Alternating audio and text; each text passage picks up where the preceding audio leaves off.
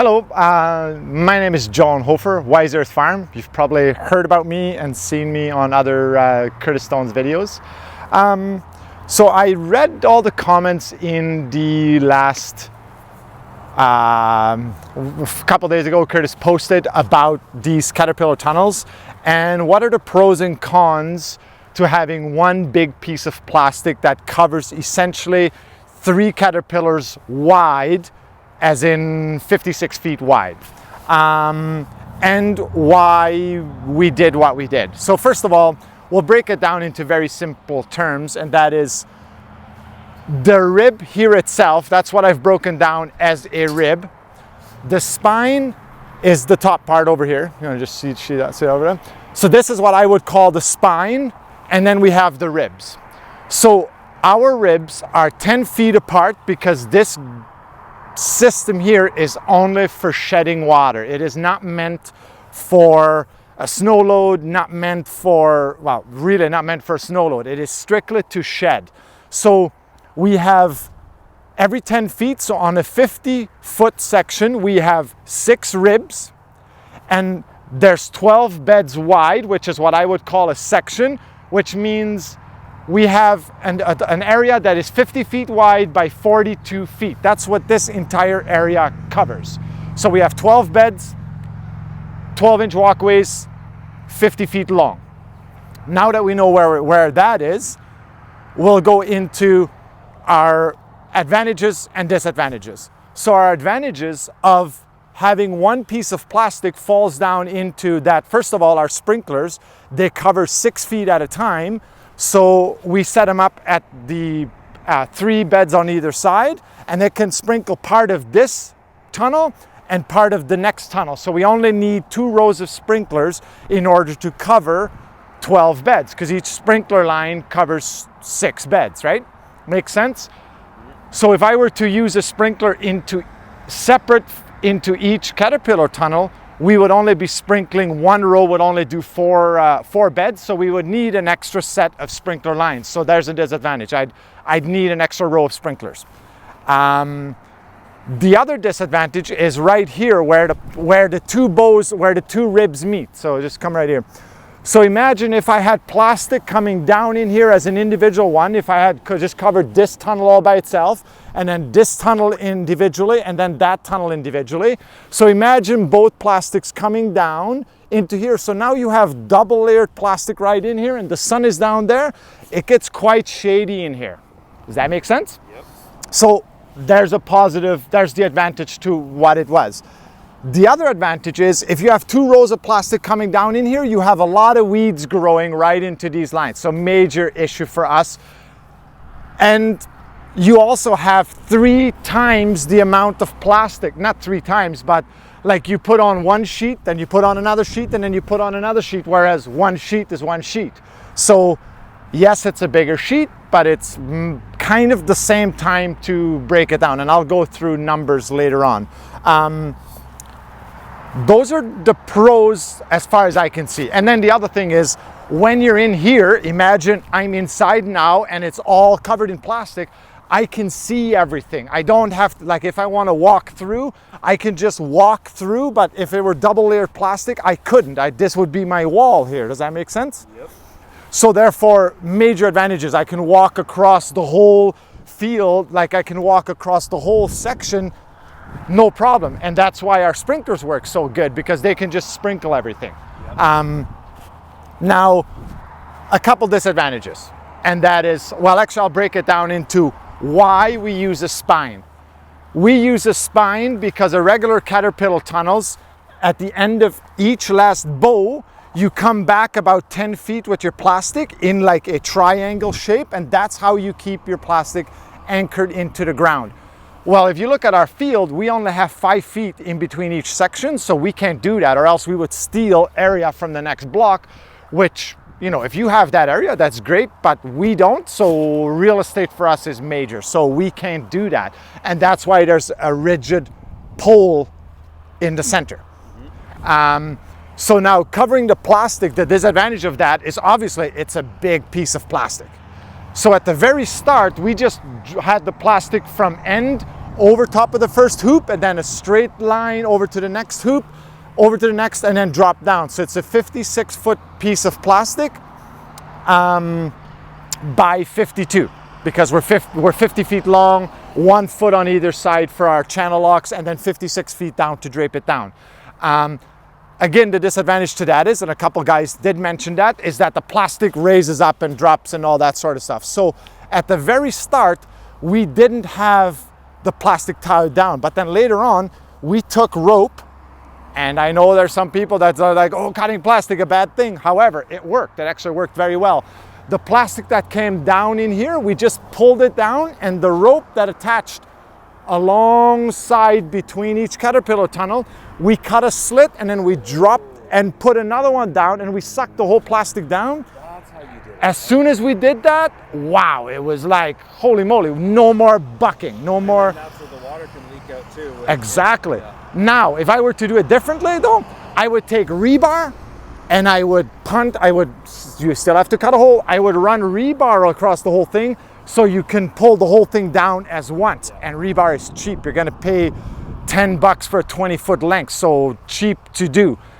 So that's what we're gonna do in the fall actually, is to run a row of rebar into each section and then suck it down, and that's gonna solve our flopping up and down. So that's a disadvantage that you definitely have to solve, because if you don't solve it, you start ripping your corners out, because that's where the most pressure is on.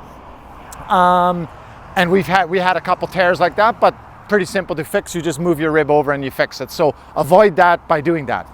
Now, a couple guys made a comment about like, why not take, well, so here's your camera.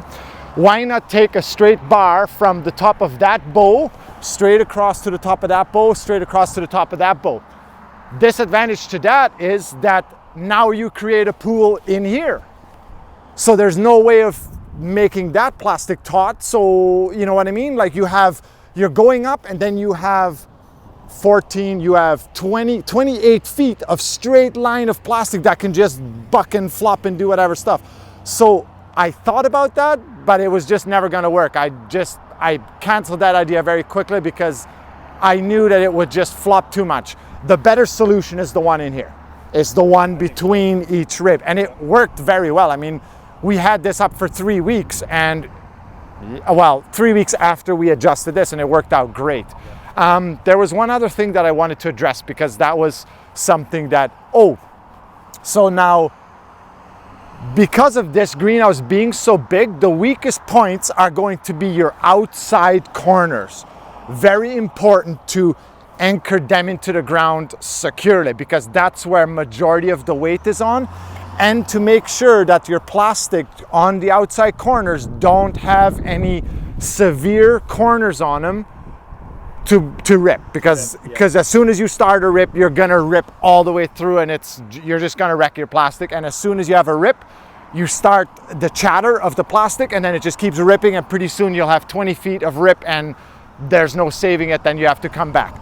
But like, we get some pretty good wind here. Like, I know that we don't get as windy as other people, but like, it actually worked out really well. Now, here was the other thing. So over on this side, let's come to the outside here. So now this is the outside of our row. So imagine the plastic is coming down in here and draping down all the way and stretching all the way 3 hoops over. So this side obviously is another problem, because the plastic can flop, can move up and down in here. I've thought about a couple different ways to fix that, and that is to take kind of like a roll up side in here and tie the plastic to the roll up side that way. That would be actually a good fix. The problem is then you have to clip it onto that bar every time. A very simple fix other than that, which actually worked impressively, was to take these, to drill a hole at 45-degree angle. Imagine this plastic is coming down in here and wrapping down in here. Drill a hole through the plastic, drop it in, and then put a sandbag in here, and you hold this entire plastic down. This actually works very well. Wait a second, how is it not gonna rip? Well, you drill a hole through it. It's just you keep that plastic taut. I missed something. Okay, so the plastic comes down in here. Yeah. So here, actually, let's come over here. So the plastic is coming down your rib, and then it's gonna kept long. Yeah. So if you drill the hole through the plastic and through the ground at 45-degree angle, and then You do that in every bow? in between each bow actually. Is this after the ridge pole? Yeah, after I see. after So- plastic down, and I then you see, I take see. this sandbag and drop it over top of the plastic, and the tautness of that actually worked impressively well. Like, Man, I wish I would have came by and saw that. I didn't yeah, see it. sorry, the plastic is all down, but like this works out really well. If you get to that point, you'll understand what I mean, because you'll be like, how the heck do I address this? Because that is going to be the problem, is the plastic, especially in the center, is going to want to ride up, and that's where you get that chatter over here. The edges are already secure, so you don't have to worry about that. You need to make sure that your middle outside edge is secured down, because that's where the most chatter will come from, and that's what's going to hurt and cause a lot of stress on your edges. Does that make sense? So all in all, this experiment worked very well. Like I said, our problem was, and we did have some tears in here, and then we did have some buckling going on, and we'll go there and see why, and I'll explain to you why. So important to secure your corners. So now let's take a walk over here, and this is exactly right here. So here's how our entire system is set up. We don't pound a rebar, we don't do nothing. We simply drill a hole in the ground With an auger bit. with an auger bit, 1.5 or 3/4 inch, like something that a plumber or electrician would use to run their cords through a 2x4, through a normal house. And we drill a hole in the ground, and this piece of pipe is already bolted to the rib itself, and it stays with the rib all the time, right? So then once the hole is drilled, this just sinks down in the ground, and that's it. So when I say making this thing secure, is make sure you add something else in here to tie this bow down, because what happened with us is the wind came in, forced it up, and it pulled this whole corner up and moved it over, and that sort of stuff like that. And the worst case scenario is, we'll show over there what actually happened after that. So a little wind, this will happen. A bigger wind, something else will happen.